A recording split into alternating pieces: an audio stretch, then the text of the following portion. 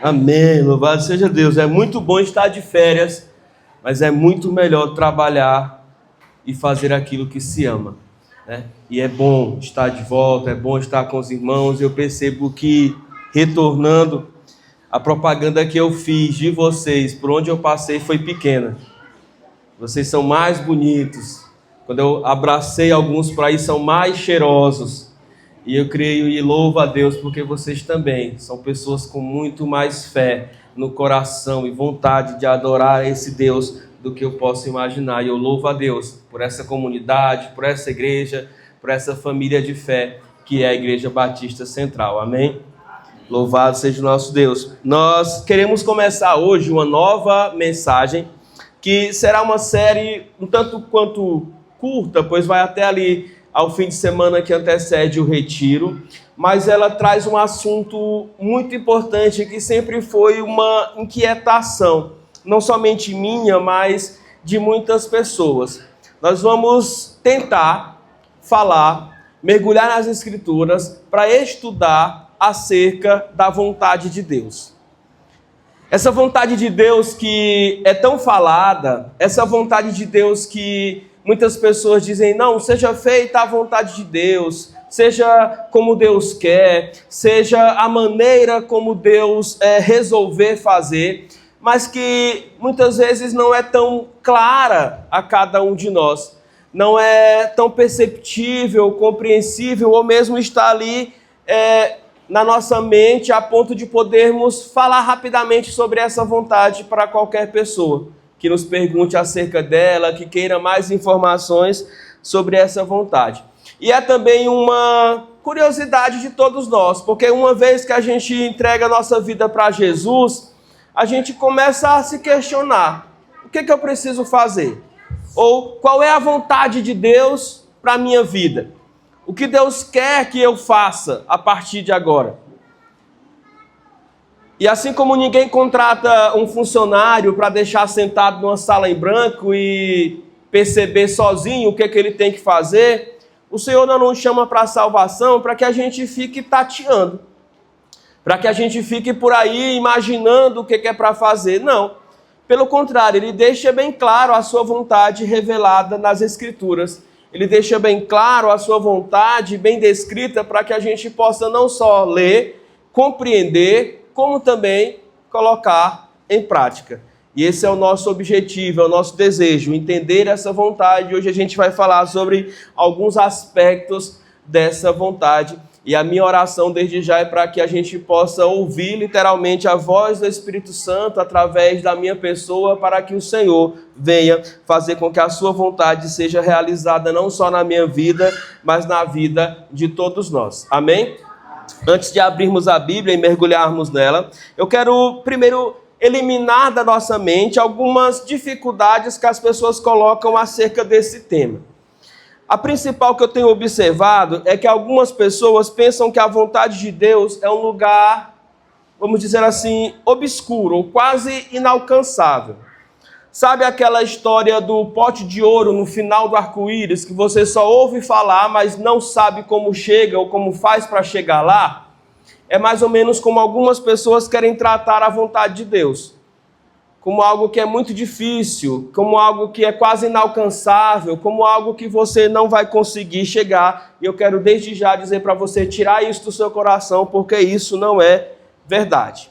Em segundo lugar, algumas pessoas colocam a vontade de Deus como sendo algo extremamente indesejável para nós e inalcançável no sentido de não podermos praticá-la, não podermos vivenciá-la, tá? E isso também é algo que a gente precisa tirar do coração. Em terceiro lugar, algumas pessoas colocam a vontade de Deus como sendo algo muito específico. E aí eu creio que já é uma visão tanto quanto romântica da vontade de Deus. Por exemplo, tem pessoas que creem que Deus tem vontade muito específica sobre a sua vida, tal como o curso da faculdade que ela precisa fazer, a profissão específica que ela tem que exercer, a pessoa especial que Deus fez nascer e preparou para que ela venha a se casar. E eu não queria ser aquele que estraga a imaginação de ninguém ou fura o balãozinho do pensamento, mas eu quero te dizer que isso não corresponde ao que a Bíblia diz. Em nenhum lugar a Bíblia fala sobre isso. Nós temos grandes homens de Deus que eram reis, nós temos grandes homens de Deus que eram camponeses, nós temos grandes homens de Deus que eram profetas, nós temos grandes homens de Deus que faziam as mais diversas coisas possíveis. Se casaram com outras pessoas também que faziam coisas bem diferentes. Então a vontade de Deus não tem nada a ver com essas questões muito específicas que às vezes nós nos apeguemos, tá? Então é preciso ter cuidado com relação a isso. E em último lugar, ainda em módulo de introdução, precisamos entender que quando falamos sobre a vontade de Deus, existem duas maneiras de enxergá-la. A primeira é o que a gente chama de plano divino.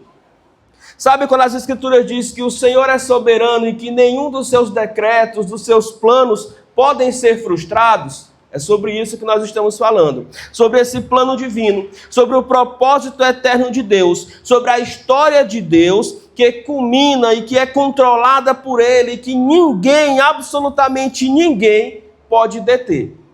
E por mais que as pessoas queiram, que os poderes desse mundo tentem, eles não vão conseguir tomar o controle da vontade plena e soberana de Deus. Levantam-se poderes, levantam-se reis, levantam-se presidentes, poderes que mandam neste mundo economicamente, politicamente, financeiramente, e mais as outras diversas áreas da vida, mas eles não conseguem obter o controle que está nas mãos do nosso Deus, porque querendo Deus, agindo Deus, ninguém pode impedir. Amém? Então essa é a vontade de Deus soberana. Mas também existe a vontade de Deus dentro do plano humano. E é exatamente aquilo que Deus quer. Aquilo que Deus revela, aquilo que Deus mostra na sua palavra, que Ele ordena, que Ele estabelece, que Ele espera que o homem pratique. E é essa que Ele deixa bem claro nas Escrituras. Afinal de contas, como Ele vai requerer que nós a pratiquemos se Ele não revelar? Como Ele vai querer que nós venhamos a obedecer se Ele não nos mostrar antes como devem ser a vida segundo a vontade de Deus? Portanto, nessa noite nós temos 5 aspectos bem claros da vontade revelada de Deus para nós seres humanos, para que a gente possa entender e para que a gente, com a ajuda do próprio Deus, possa colocar em prática. Vamos abrir as nossas Bíblias na primeira delas, 1 Timóteo, capítulo de número 2, os versículos 3 e o versículo de número 4. Vou pedir também para Isadora, Mateus projetarem ali na tela. 1 Timóteo, capítulo de número 2, versículo 3 e 4.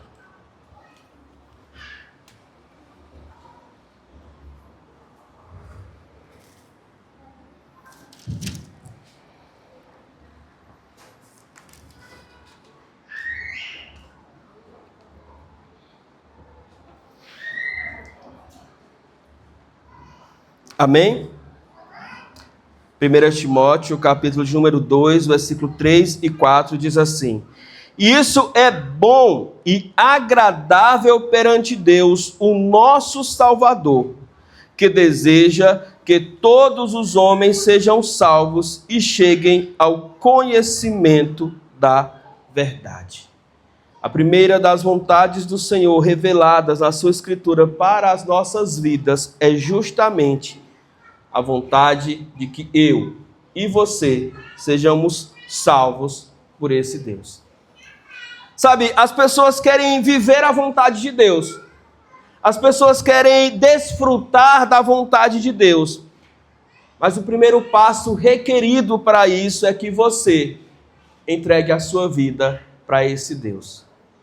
É que você possa compreender, como foi bem dito e pregado aqui no último domingo, o poder do Evangelho capaz de salvar todo aquele que nele crê. É que você possa compreender que o Senhor vai cumprir a vontade na sua vida a partir de uma coisa que nós chamamos de novo nascimento, regeneração, tornar-se nova criatura em Deus. e deixar de ser controlado por si mesmo para ser controlado pelo Espírito Santo de Deus. Portanto, existem algumas perguntas que a gente precisa fazer para, de fato, testar essa salvação sobre as nossas vidas. A primeira delas é: será que em mim, na minha vida, no meu coração, há o fruto da salvação evidenciado? Será que no meu dia a dia eu manifesto a vida de Deus e não a minha própria vida? Será que eu amo como Deus ama? Eu perdoo como Jesus perdoa? Eu controlo a minha língua como o Espírito Santo, que me dá domínio próprio, espera que eu controle? Eu desejo para os outros aquilo que o Senhor deseja para mim? Essas são evidências de alguém que um dia se encontrou verdadeiramente com Cristo. Será que a transformação que ocorreu na minha vida não foi meramente estética ou meramente religiosa? Como alguns dizem, eu mudei de lei e saí de uma lei na qual meus pais me criaram e passei para uma outra lei. Ou será que eu apenas mudei o meu estilo de roupa, a minha maneira de falar, o meu jeito de agir? Essas não são evidências 100% confiáveis sobre aquilo que é a salvação internamente nos nossos corações. A salvação vai muito além disso. Vai muito além disso. Será que há no meu coração um desejo crescente em mim por conhecer as verdades eternas, ou seja, a palavra de Deus? Há no meu coração um desejo eterno por estar ali estudando, aprendendo na presença do Senhor? Há no meu coração a vontade de desfrutar de tempo na presença de Deus? Ou será que orar para mim é um sacrifício? Abrir esse livro para ler durante a semana é um sacrifício, é uma luta, é uma dificuldade. Abrir então para acompanhar as leituras no templo, isso é outra coisa extremamente difícil. Aqueles que são verdadeiramente salvos compreendem que essa palavra aqui, como um todo, é essencial, é alimento básico para a nossa vida, para a nossa fé, para a nossa manutenção nos caminhos de Deus. Será que eu realmente amo a Deus e odeio aquilo que me separa de Deus? Em outras palavras, será que verdadeiramente eu amo a Deus e odeio o pecado? Ou será que as minhas ações demonstram justamente o contrário? Eu tenho amado o pecado e vivido bem longe de Deus. Irmãos, a vontade de Deus revelada por meio de Paulo, quando escreve uma epístola a Timóteo, é que todos os homens sejam salvos. Não é desígnio do Senhor, vontade do Senhor, que nenhuma das suas criaturas se percam. E a gente precisa estar muito atento a isso, porque o Senhor tem para nós o desejo de salvação. E por ter o desejo de salvação, Ele envia seu Filho para nos salvar. Basta que creiamos nisso. Basta que deixemos de confiar em nós mesmos e passemos a depositar a nossa fé nesse Senhor, nesse Salvador. Basta dizer: eu quero, Senhor. Revela-te a mim, toma a minha vida nesta noite, para que de fato eu possa experimentar a tua vontade nela. Em segundo lugar, um segundo aspecto da vontade de Deus, e essa está revelada para nós lá no livro de Efésios, eu quero ler com vocês, é que a vontade de Deus é que nós sejamos cheios do Espírito Santo. Efésios, capítulo de número 5, versículos 17 e 18. Efésios 5, versículos 17 e 18. Na minha versão, Efésios 5, 17 e 18, vai dizer assim: portanto, não sejam insensatos, mas procurem compreender qual é a vontade do Senhor. Não se embriaguem com vinho, que leva à libertinagem, mas deixem-vos encher pelo Espírito Santo de Deus. Amém? A vontade do Senhor é que você e eu sejamos cheios do Espírito Santo de Deus. Sabe? E o que o texto está dizendo aqui é que nós não podemos ser tolos, estúpidos, ignorantes, sem conhecimento, mas precisamos entender a vontade de Deus. Encher aqui, irmãos, tem um sentido não de preencher um espaço vazio. Afinal de contas, você não é alguém vazio. Mas encher aqui tem um sentido de tomar o controle, assumir o controle. Assim, talvez como os ventos que enchem as velas de um navio e o conduzem por aí afora. É ser cheio do Espírito Santo para poder não mais viver como eu quero, mas como Deus quer. O contraste de Paulo é muito fácil de ser aqui compreendido, porque aparentemente ele une duas coisas que não tem nada a ver. Ele diz assim, olha, não vos embriagueis com o vinho.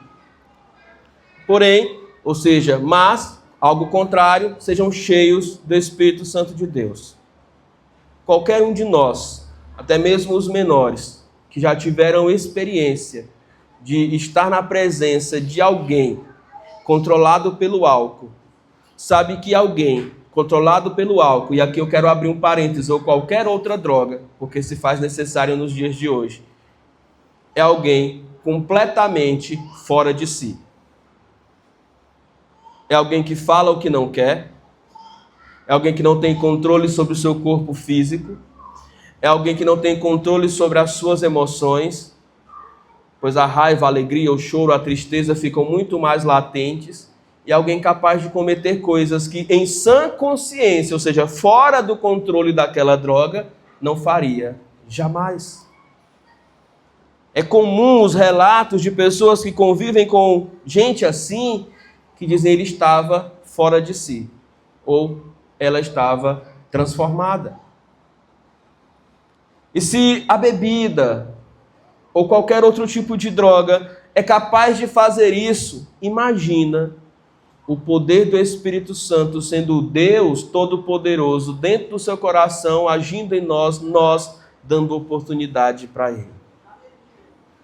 Imagine o controle dele sobre as nossas vidas. Imagine todas as feridas que ele vai poder cicatrizar, que você sozinho não tem conseguido cicatrizar. Imagina toda a dor do seu coração, que você ainda não tem conseguido sentir perdão sobre elas, sentir paz sobre elas. Como o Espírito Santo pode lhe trazer isso? Imagine que os seus pecados, grandes e pequenos, todos eles de uma vez por todas não te trarão mais nenhum tipo de acusação, porque este Espírito Santo vai derramar sobre o seu coração a certeza de que você foi perdoado de uma vez por todas para sempre. Irmãos, se faz extremamente necessário nós convidarmos a Deus no Espírito Santo para controlar as nossas vidas. Deixarmos de agir naturalmente e termos uma vida conduzida pelo Espírito Santo de Deus. Sabe aquela má resposta que parece que é natural, que está ali na ponta da língua e você dá para qualquer pessoa, até para as pessoas que você ama e você não consegue controlar? O Espírito Santo pode te ajudar com isso. Sabe aquela ansiedade que te toma e te faz varrer toda a noite, passar a noite em claro sem conseguir dormir? O Espírito Santo pode te ajudar com isso. Aquela preocupação que toma o seu coração, aquela dificuldade, aquele problema, seja qual for, como bem foi dito aqui pela canção e pela irmã na oração. O Espírito Santo pode te ajudar com isso, porque é Deus agindo em você. O evangelista Lucas, ele diz algo seguinte, ele diz, olha, vocês sendo maus, sabem dar coisas boas aos vossos filhos, quanto mais o Pai Celeste dará o Espírito Santo àqueles que lhe pedirem. Lucas 11, versículo de número 13. Irmãos, o Espírito Santo, o derramar dele sobre as nossas vidas, o controle dele sobre cada um de nós e a cura dele para nós, está a uma oração de distância. Você precisa crer em Jesus, você precisa entregar a sua vida a Jesus e você precisa clamar a Deus para te enviar o Espírito Santo e Ele vai tomar conta da sua vida. Ele vai controlar a sua vida. Um terceiro aspecto da vontade de Deus, que é a sequência disso, de uma vida controlada pelo Espírito Santo, é que você e eu sejamos separados do pecado. 1 Tessalonicenses 4:3 vai falar sobre isso e eu gostaria de ler com vocês. Nós estamos aqui em Efésios, vamos para frente. 1 Tessalonicenses, capítulo de número 4, versículo de número 3. Vejam que todos os versículos começam ou terminam com a revelação da vontade de Deus. Então aqui em 1 Tessalonicenses 4:3 diz assim, ó: a vontade de Deus é que vocês sejam santificados. Aí ele continua: abstenham-se, pois, da imoralidade sexual. Ele cita um exemplo de pecado. Mas são muitos os outros que ele vai continuar citando. E essa vida de santidade, ou seja, de separação, de consagração, é o desejo do Senhor para nós. Sabe por quê, irmãos? Porque nós somos criados à imagem e semelhança de Deus. Amém? E como pessoas criadas à imagem e semelhança de Deus, nós não podemos pegar aquilo que é sagrado, que Deus mesmo soprou em nós, o fôlego da vida, e mancharmos com atitudes que não condizem com a vontade desse Deus. Com ações que desprezam o nosso próximo. Com ações que envergonham o nosso próximo. Ou que não o consideram como alguém, assim como nós também, feito à imagem e semelhança de Deus. E falar sobre santidade é sempre necessário porque é dessa maneira e neste padrão que nós vamos ser parecidos com o Santo, Santo, Santo. Que nós vamos ser parecidos com o Filho de Deus. Que nós vamos ser parecidos com aquilo que de fato Deus nos criou para ser. Mas falar de santidade também é necessário para que a gente entenda de uma vez por todas que santidade não significa perfeição. Então, se você tem o seu dedinho muito acelerado para apontar o pecado daquele que está à sua frente, cuidado. Porque ele pode se arrepender daquele pecado. Mas talvez você nunca venha se arrepender da arrogância de achar que é melhor do que os outros. Mas talvez você nunca venha perceber que apontar o pecado dos outros não te faz melhor do que ninguém. Porque quando você é pego e colocado numa balança, e do outro lado do prato daquela balança é colocado o Santo, Santo, Santo, o nosso Senhor Jesus Cristo, você é encontrado em falta. Você é encontrado em falta. Então essa vida de santidade que não condiz com perfeição, condiz com o quê? Com uma vida distante da prática do pecado. Com uma vida que não está ali praticando o pecado todos os dias, com uma vida que quer cada vez mais viver a vontade de Deus, viver as coisas de Deus e buscar essa santificação. Mas uma vida que hora ou outra pode sim vir a pecar, mas quando peca o que faz? Reconhece, arrepende-se, abandona e segue em frente. Segue em frente com Jesus. Segue em frente com o Senhor. Sem voltar a repetir, ou seja, voltar a praticar os mesmos pecados. É interessante que o apóstolo Paulo diz, olha, a vontade de Deus é que vocês sejam santificados, abstenham-se, pois, da imoralidade sexual. Mas ele continua falando, versículo 4. Cada um saiba controlar o seu próprio corpo de maneira santa e honrosa. Cada um não seja dominado pelas paixões e desejos desenfreados, como os pagãos que desconhecem a Deus. Neste assunto, ninguém prejudique ao seu irmão, nem se aproveite dele, porque o Senhor castigará todas essas práticas, como já asseguramos a vocês, porque Deus não nos chamou para a impureza, mas para a santidade. Em outras palavras, Paulo está dizendo, olha, o teu corpo precisa honrar a Deus. Você não pode agir como o mundo faz, mas haja de maneira diferente. Não tire proveito das pessoas, não engane e seja honesto. Você tem um chamado, o chamado é para a santificação. E esse chamado é reverberado por toda a Escritura Sagrada. Deus ama a todos, mas especificamente homens que abraçam esse chamado para a sua vida. Mulheres que abraçam esse chamado para a sua vida, o chamado de procurar viver uma vida reta, uma vida santa. Esse é o desígnio, o desejo do Senhor. Irmãos, Deus nos deu tudo, e o que Ele espera de nós é que a gente viva de maneira orientada pela sua palavra. Em outro canto da Escritura, o apóstolo Paulo vai dizer: olha, irmãos, eu rogo-vos pela compaixão de Deus, que apresenteis o vosso corpo em sacrifício vivo, santo e agradável, que é o vosso culto racional. Não se conformem com este mundo, mas sede transformados pela renovação do vosso entendimento, para que experimenteis qual seja a boa, agradável, perfeita vontade de Deus. Romanos 12, versículos 1 e 2. Para experimentar a boa, perfeita e agradável vontade de Deus, que a gente cita muito em orações por aí, é preciso antes ser um sacrifício vivo, santo e agradável a esse Deus.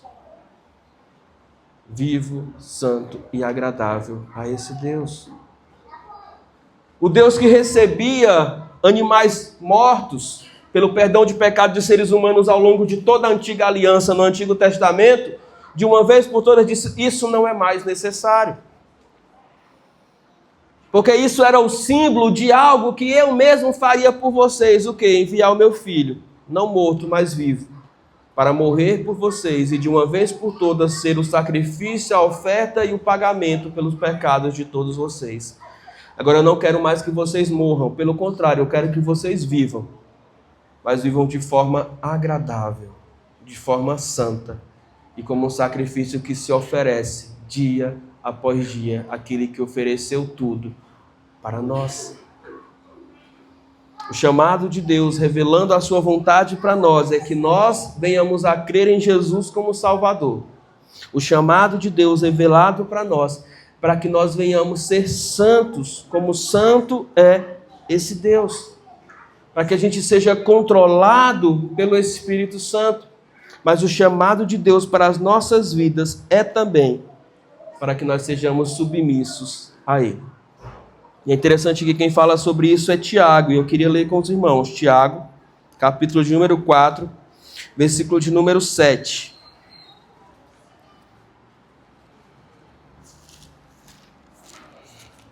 Tiago, capítulo de número 4, versículo de número 7.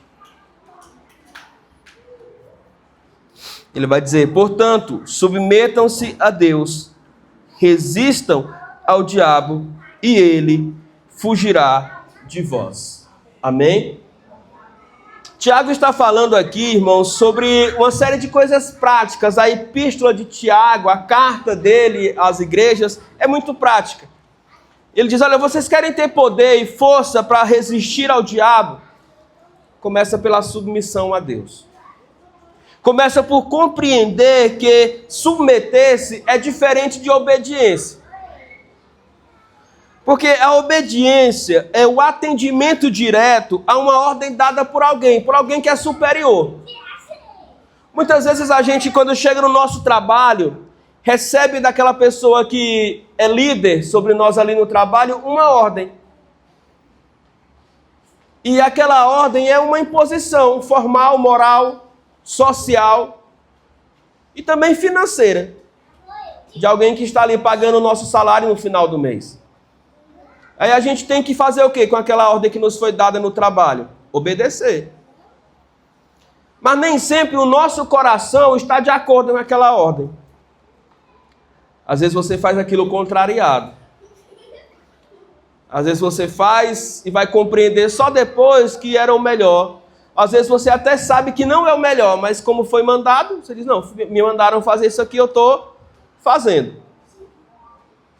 A submissão é quando a obediência e a entrega voluntária dos nossos corações caminham de mãos dadas. A submissão é quando você escolhe voluntariamente obedecer a alguém, fazer aquilo que alguém lhe mandou fazer.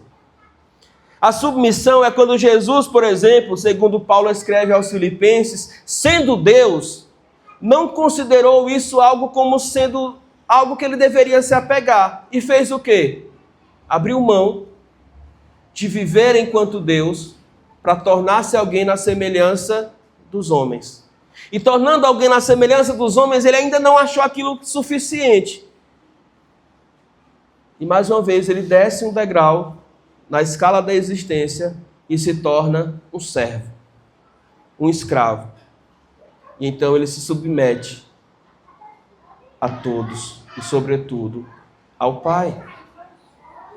É por isso que Jesus, quando ora no jardim do Getsêmani, pouco tempo antes de ser preso, ele ora com todas as palavras: Pai, se possível, passa de mim esse cálice. Mas o que ele diz em seguida? Sobretudo seja feita a tua vontade e não a minha. A vontade de Jesus já não influenciava mais nada ali. Era a vontade do Pai se sobrepondo a dele, porque Jesus voluntariamente escolheu isso para si.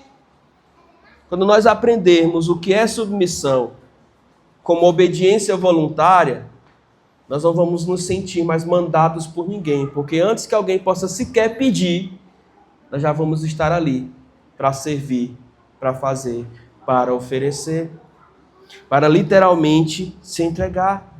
Então a gente precisa entender que escolher a obedecer o Senhor, desejar obedecer ao Senhor é a vontade dele para as nossas vidas. E isso nos livra de muitas coisas. Eu estou lendo os versículos salteados, mas eu gostaria de ler aqui de 1 a 6 de Tiago. A gente leu 7, eu gostaria de ler de 1 a 6. Diz assim: de onde vêm as guerras e peleja entre vós?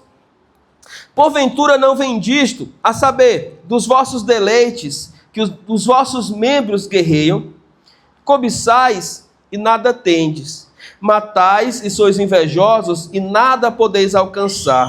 Combateis e guerreais e nada tendes porque não pedis. Pedis e não recebeis porque pedis mal, para gastardes em vossos deleites. Adúlteros, adúlteras, não sabeis, pois, que a amizade do mundo é inimizade contra Deus?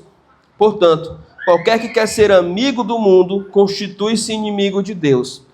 Ou cuidais vós que em vão diz a Escritura, o Espírito que em nós habita tem ciúmes. Antes, ele dá maior graça, e portanto diz: Deus resiste aos soberbos, mas dá graça aos humildes. Sujeitai-vos, pois, a Deus, resisti ao diabo, e ele fugirá de vós. Por que nós devemos nos submeter a Deus? Por que Deus tem esse desígnio, esse desejo que os seus filhos sejam submissos a Ele? Dentre outras coisas, para vencermos os nossos desejos interiores. Tiago diz: olha, as guerras e batalhas que existem entre vocês é por conta dos vossos próprios desejos. Irmãos, existem dois tipos de batalhas. As que são de dentro para fora e as que são de fora para dentro. A Bíblia pode chamar isso de duas maneiras. Ela pode chamar as batalhas internas como as concupiscências da carne. Ou seja, os desejos ardentes que trabalham em nosso coração e na nossa mente e nos fazem desejar viver uma vida fora da vontade de Deus. Uma vida de desobediência à vontade de Deus. Uma vida que parece ser mais feliz, mais agradável, mas que, sobretudo, o seu fim é um fim de morte. Provérbios 14, 12. Pois ao homem os seus planos parecem bem, mas o seu fim são de morte. As batalhas externas estão neste mundo como parte daquilo que ele nos oferece. Quando a Bíblia fala acerca de mundo, ela fala de 3 aspectos diferentes. Quando você lê a expressão mundo na Bíblia, você precisa entender que ela pode ter 3 tipos de interpretação. Porque existe o mundo, que eu vou chamar aqui de mundo natural, ou seja, céu, terra, estrelas, tudo que nele há, o universo, o cosmos. Existe o mundo, quando a Bíblia se refere às pessoas. João 3,16, por exemplo, diz: porque Deus amou ao mundo. Seria muito texto se tivesse que dizer amou ao José, ao Francisco, ao João, a Maria. Então, de uma forma resumida, diz amou ao mundo, à humanidade como um todo, às pessoas. Então, existe o mundo cosmos, natural, o mundo, humanidade, pessoas. E o terceiro aspecto, que é esse aspecto que milita contra a nossa vida, é o mundo no sentido de sistema maligno, pecaminoso, que nos oferece opções de pecado das mais diversas maneiras possíveis. O mundo que está sempre guerreando conosco. E pasmem, nesse mundo não só tem coisas, mas também tem pessoas que são levantadas pelo príncipe desse mundo, o diabo, Satanás, para serem colocadas diante das nossas vidas e nos fazerem pecar. Então a gente tem que ficar muito atento com as tentações internas, com as tentações externas, mas sobretudo saber que o remédio para todas elas, as de fora e as de dentro, é a submissão ao Senhor. É voluntariamente entregar os nossos desejos, a nossa vontade, o nosso coração a Deus.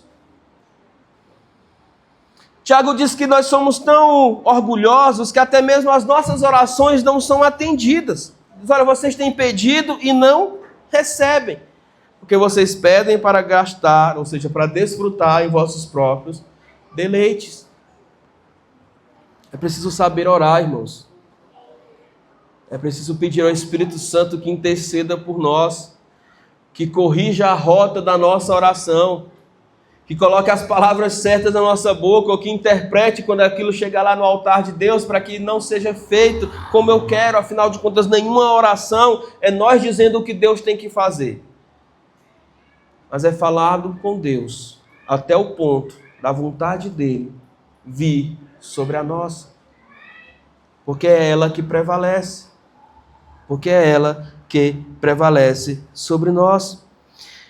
Ele termina dizendo no verso 6 que Deus dá graça aos que se fazem humildes, ou seja, aqueles que já têm o coração preparado para que você e para que nós possamos ser, pelo Senhor, alcançados, pelo Senhor, atingidos.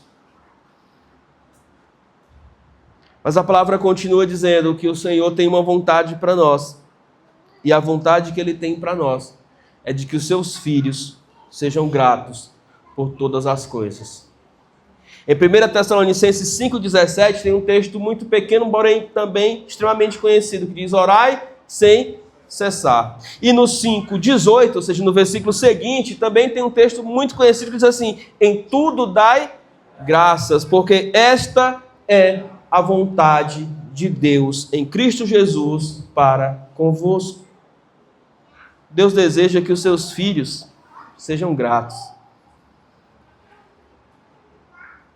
A gente gosta de escutar uma faixa, em específico no nosso carro, quando eu estou andando com os meninos, eu e os meninos, a Alexa não gosta muito, diz, a gratidão saiu de moda.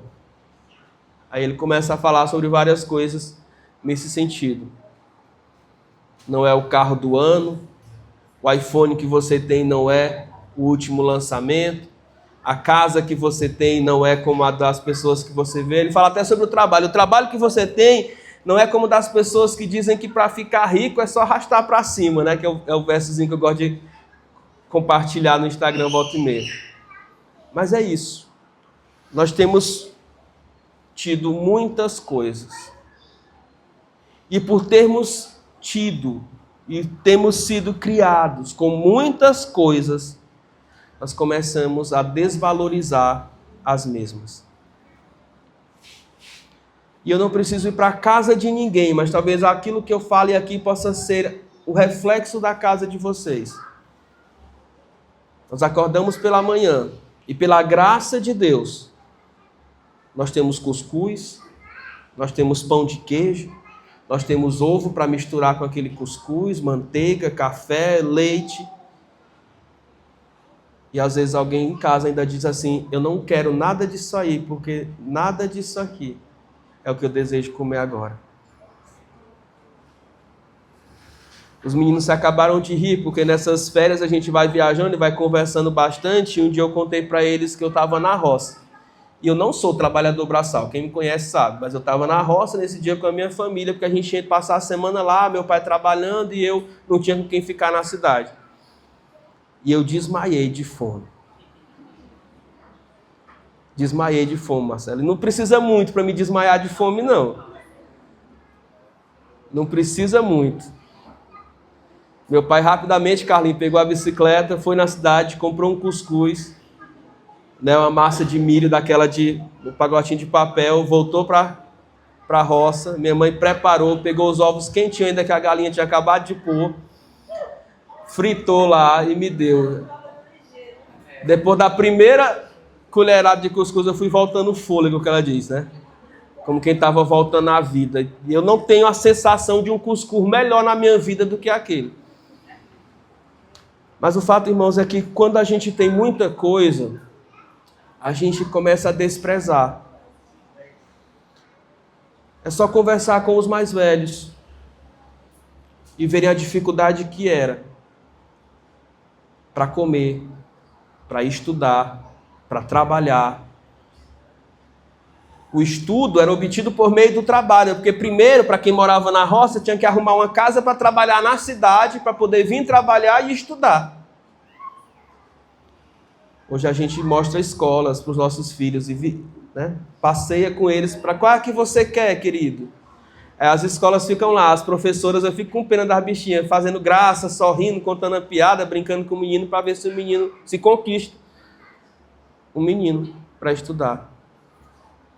Irmãos, a gratidão nos eleva ao nível de confiança no relacionamento com Deus que está acima de toda e qualquer tempestade ou tribulação.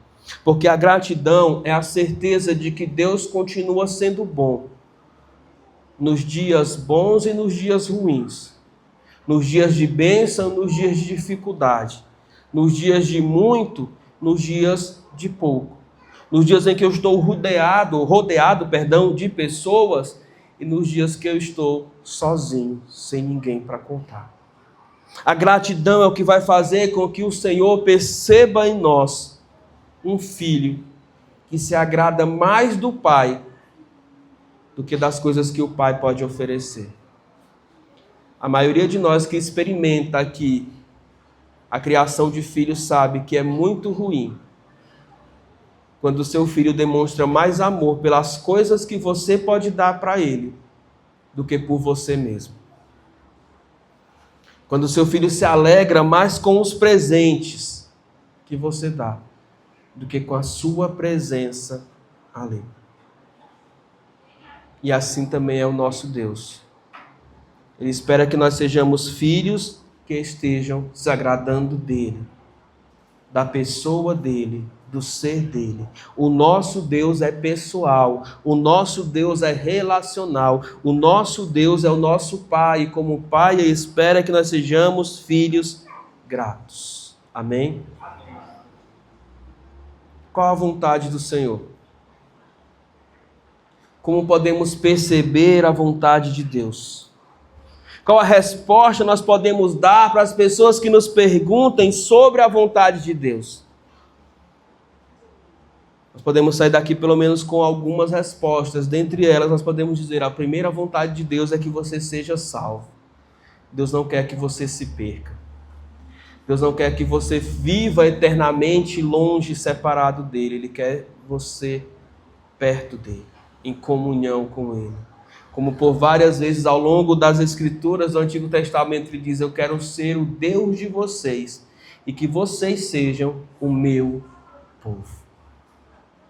A vontade de Deus é que você também seja santo. Você procure ser parecido com esse Deus que não coaduna, que não concorda e que não pratica o pecado ativamente. Que não tem prazer no pecado, satisfação no pecado. Que não quer crescer derrubando ninguém. Que não quer amar mentindo, traindo para ninguém. Que não quer ser feliz com a tristeza dos outros. Mas que quer viver em paz e em santidade. Afinal de contas, o autor de Hebreus diz que são estas coisas que nós devemos buscar, porque são elas que nos farão ver a Deus. Deus também quer que, além de salvo e santo, você seja cheio do Espírito Santo. Você não seja controlado pelos desejos carnais ou por aquilo que você usa para entorpecer a sua mente. Mas seja controlado por Deus, pelo próprio Deus, por meio do seu Santo Espírito. Porque se assim o for, você também será alguém submisso e alguém grato a esse Deus. Essa é a vontade de Deus revelada. E a gente pode se perguntar, eu estou debaixo dessa vontade? Eu estou vivendo conforme o querer de Deus para a minha vida? Isso é algo que só você e Deus pode responder. Eu quero te convidar a baixar a sua cabeça e eu quero orar com você. Eu quero interceder pela sua vida, pela minha vida, para que nós estejamos todos debaixo dessa vontade de Deus para nós. Senhor Deus, Pai, ó Deus, é diante dessa palavra, ó Deus, que o Senhor traz aos nossos corações, às nossas vidas, que nós, ó Deus, falamos contigo agora. Que nós, ó Deus, rogamos ao Senhor, ó Deus, para que o Senhor nos ajude, para que o Senhor, ó Deus, ilumine os nossos corações e para que o Senhor nos faça perceber, ó Deus, a Tua vontade, o Teu desejo para as nossas vidas. Não nos permita, ó Deus, sermos enganados. Enganados, ó Deus, por estarmos aqui. Enganados, ó Deus, por vivermos uma vida tranquila, em paz. Por vivermos, ó Deus, bem melhor que a maioria das pessoas deste mundo. Não nos deixe, ó Deus, que essas circunstâncias e esses aspectos físicos, ó Deus, possam enganar o nosso coração. Porque lá no fundo, ó Deus, Tu és um Deus que sonda. Tu és um Deus que visita cada um. E sabe exatamente, ó Deus, quem está vivendo a Tua vontade. E quem precisa, ó Deus, voltar a viver a Tua vontade. A nossa oração, Pai, é para que hoje seja uma noite, ó Deus, de retorno. Nós começamos, ó Deus, dizendo, crendo, ó Deus, nisso. O Senhor não quer que nós venhamos a nos perder. E nós queremos ser achados por Ti. Queremos ser encontrados por Ti. Queremos ser abraçados por Ti, ó Deus, assim como aquele filho que esteve longe da Tua casa. Que esteve, ó Deus, distante, fazendo coisas, ó Deus, que não convém mencionar. Mas que, ó Deus, quando se arrependeu, foi recebido, foi abraçado, foi acolhido e devolvido para o lugar de filho. Pai, se há alguém aqui assim, ó Deus, que o Senhor possa tocar no coração para que volte aos braços do Pai. Pai, quanto àqueles, ó Deus, que nunca perceberam o quão maravilhoso era, ó Deus, viver a Tua vontade. Ajuda, ó Deus, a compreender. Ajuda, ó Deus, a entenderem essa necessidade de cada um de nós, porque só seremos completos contigo, só seremos satisfeitos contigo, só seremos felizes contigo, só teremos vida e vida abundante contigo. A Tua misericórdia é tão grande, Pai, a Tua graça sobre nós é tão maravilhosa que o Senhor nos faz viver abundantemente, ó Deus, e é isso que o Senhor deseja e quer para cada um de nós. Nos faz compreender. Quebra as amarras que nos impedem de se entregar a Ti, de confessar a Ti como Senhor e Salvador. A Tua palavra diz, ó Deus, que se nós nos deleitarmos em Ti, o Senhor satisfará os desejos do nosso coração. Salmo 37. Que o Senhor, ó Deus, faça com que a Tua vontade nas nossas vidas seja plena, seja eficaz, seja verdadeira, a começar pela salvação. Que o Senhor nos abençoe. É a nossa oração no nome de Jesus. Amém. Que os irmãos continuem orando e eu convido você que ouviu essa mensagem, que tem ouvido sobre a vontade de Deus. E a primeira vontade de Deus revelada na Escritura é que nenhum dos seus se perca. E se você se sente perdido, se você sente que ainda precisa crer publicamente nesse Senhor Jesus Cristo, essa é a hora que, em nome de Cristo, eu te convido a fazer isso. A entregar a sua vida para Jesus. A tomar a decisão de dizer, eu quero acreditar nesse Jesus como Senhor, como o Salvador da minha vida. Onde quer que você esteja sentado, eu te peço apenas para levantar a sua mão, porque eu quero orar com você. Quero dizer, seja bem-vindo, filho, à casa do Pai. Seja bem-vinda, filha, à casa do Pai. O desejo do Pai é que você esteja sobre a sua casa, que você esteja sobre a sua vontade e que nada mais importa. Não há lá fora, não há nada mais. Só você e a resposta de fé que você precisa dar a este chamado. Mas não é o meu insistir que vai te convencer, é o Espírito Santo. E a minha oração é para que o Senhor te conceda a oportunidade de crer nele, quando verdadeiramente você for exposto à pregação do Evangelho, no nome de Jesus. Amém? Vamos ficar todos de pé e vamos orar, celebrar ao Senhor por esta semana que a gente pode iniciar na presença dEle, finalizar esse culto. Como bem disse a irmã Aparecida, aqui estão aqueles carneiros que têm nos abençoado ali na construção. Nós estamos diante de um desafio que é maior do que nós mesmos e por isso nós pedimos a ajuda de todos aqueles que possam. Aqui tem carnê nos 3 valores que a gente estabeleceu, de 20, de 50, de 100, e ele vai ser integralmente usado para a construção ali do nosso templo, que começou pela parte do fundo, mas que tão logo tomará esse espaço aqui para a glória de Jesus. Amém? Só antes de orar, os irmãos da classe de batismo, ou seja, os irmãos não batizados da igreja, fiquem aqui, tá? Para a gente conversar rapidinho acerca do horário, do dia que a gente vai iniciar essas aulas, para poder prepararmos vocês à profissão de fé e, consequentemente, a descer as águas. Oremos. Senhor nosso Deus e Pai, nós agradecemos a Deus por tudo que o Senhor nos permitiu aqui fazer, desde a chegada, Deus, pois chegamos aqui por livramento e proteção do Senhor.